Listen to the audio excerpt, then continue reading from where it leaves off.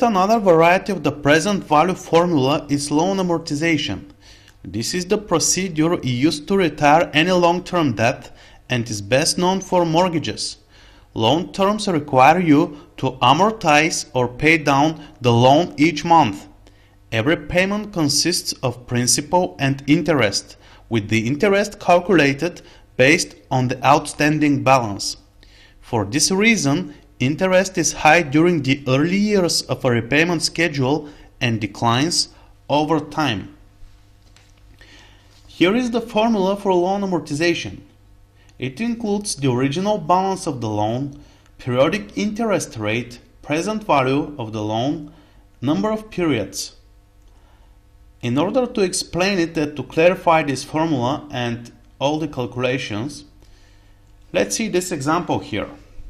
The outcome for 360 months based on 7.5% compounded monthly and for a $10,000 loan is a required payment of $69.92 per month. For example, if you contracted a $10,000 30-year mortgage on your home to generate working capital, your payments would be $69.92 per month. Although this is a relatively small amount for a 30-year loan, a larger amount can be calculated easily by changing the spreadsheet variables. So let's see this example on a spreadsheet. Let's enter the values on a spreadsheet. Amount borrowed $10,000, annual interest rate 7.5%, and term 360 months. Here are the calculations. Periodic interest rate is the same formula, 1 plus the annual interest rate divided by 12, because we use monthly compounding method, and it's the same for the entire period. Compound interest rate for the first month is the same like the periodic interest rate, and for consecutive months we can find it by multiplying the compound interest rate from the previous month multiplied by the periodic interest rate plus 1. Okay, and when we drag the formula to the end, we will find the compound interest rate for the last month. Afterwards, let's find the resulting factor, which in this case is the periodic interest rate minus 1 multiplied by the compound interest rate. Okay, and lastly, let's find the monthly payment or the monthly installment. Here is the formula. We have the resulting factor divided by the compound interest rate for the last month minus 1 here, and this is multiplied by the amount borrowed, and we will find that we need to pay $69.92 each month in order to retire the loan at the end of the period. All the variables here can be changed. For example, if we withdraw, let's say, $30,000, we will see that the monthly payment is different. Or if we change the interest rate, for example, 5.5%, we will receive different monthly payment. Okay. Loan amortization payments can also be found in interest tables and online, including free online calculators. When you are making payments on a loan, you also need to track several features to determine the status of the loan and to ensure that the lender is making calculations accurately. These are the balance forward, the amount assigned to interest and principal, and the percentage remaining on the loan. 4 separate calculations are needed, and they can be reduced to a single spreadsheet program. The 4 calculations produce the first one, the monthly interest on a loan. The periodic rate 1/12 of the annual rate is applied against the balance forward to calculate the current month's interest. And here is the formula. The balance forward multiplied by the division of annual interest rate and the number of periods. The second is monthly principal on a loan. The total monthly payment is reduced by the amount of interest to isolate the amount going to pay down the loan. And here is the formula. The third one is the new balance forward on a loan. The balance forward is reduced by the portion of the current month's payment going to principal. And the last one is remaining balance percentage on a loan.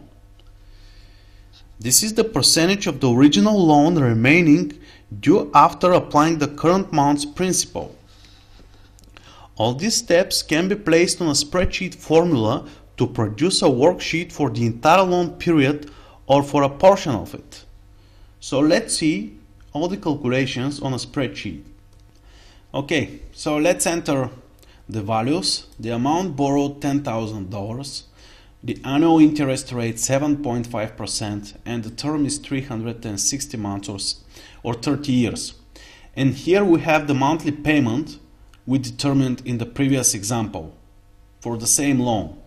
It's $69.92. The monthly payment, it's the monthly interest plus the principal altogether. Okay, so here is the table. We have months, balance forward, monthly interest, principal, new balance forward, and remaining balance. First, we need to enter the balance forward for the first month. It's the amount borrowed. Okay, is the same value. The monthly interest, the formula is the balance forward multiplied by the annual interest rate divided by 12, because we use the monthly compounding method, and the formula is the same for the consecutive months you will see. Afterwards, we need to find the principal, which is the monthly payment we determined in the previous example minus the monthly interest, and we will receive the principal. Okay, and the new balance forward is the balance forward minus the monthly principal. This is the new balance forward. It doesn't include the monthly interest, it's just interest on this loan. Okay, and the last column is the remaining balance. It is the new balance forward divided by the amount borrowed.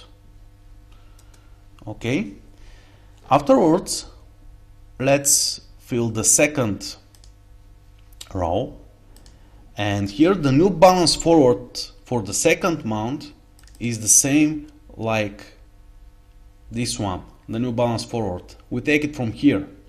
You see, it's from the last month. And here the formulas are the same. We use the balance forward multiplied by the annual interest rate divided by 12. Here the principal is the monthly payment minus the monthly interest, and the new balance forward is the balance forward minus the principal, and the remaining balance is the same. Formula is the new balance forward divided by the amount borrowed. Okay, when we find and enter the formulas for the second month, we can drag all the cells to the end, and we will receive all of these figures for every month during the term. The balance forward, the monthly interest, the principal, new balance forward, and the remaining balance percentage. And as you can see here, the monthly interest rate is declining and the principal is increasing. So we pay a higher interest at the beginning of the period, and it declines over time. And all these variables, you can change them. You can change the amount if you want, and here, but if we change this amount,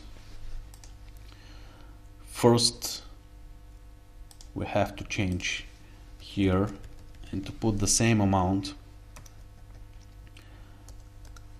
in order to calculate the monthly payment, because it will be different.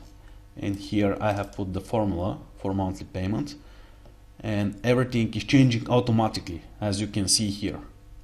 And at the end you'll see that the new balance is 0. The loan is paid off. Okay, also we can change the interest rate, 6.5, only here and here as well. Okay, because we will receive, we will get different monthly payment.